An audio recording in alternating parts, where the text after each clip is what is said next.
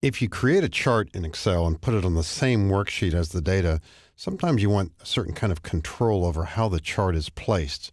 If you have worked with charts, you probably know that if you'd like to move a chart, you need only click just inside the border and drag, perhaps in one smooth action here, like that. Move it around wherever you want. Sometimes you might have other charts with this, or you just want to move it a little bit. If you hold down the Control key as you click on a chart, you've put it into a certain kind of mode so that you can nudge the chart by simply pressing arrow keys. So I'm pressing the up arrow right now, and you see how this is moving the chart just slightly upward or leftward or downward. If you work with graphics a lot, either objects or images like this, that might be not too critical. Something else you might want to do, though, something different really, is that when you click on a chart, you perhaps recognize that on each midpoint on the four sides and on the corners, you see little dots. These are sometimes called handles. If you drag one of these corners, of course, you can make the chart taller, wider, narrower, whatever. But if you hold down the Alt key, something special happens. This serves as if to be a magnetic attraction so that the edges line up with cell boundaries.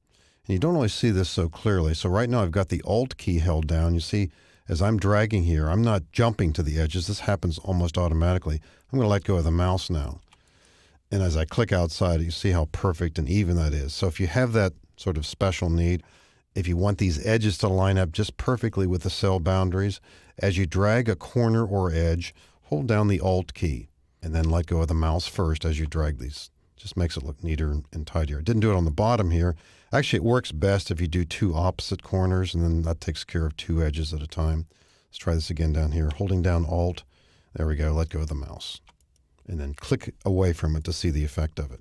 If you've got some kind of a shadow effect on this, it might not be so obvious. You can quickly do this. And you can do this with most objects as well, too. Repositioning the chart to make it look the best. Keep in mind, too, that two of our top 10 shortcuts for creating charts, one here, if we want to chart real quickly right here on the worksheet, it's just Alt F1. And invariably, that does need repositioning. So use either of the two tips we talked about.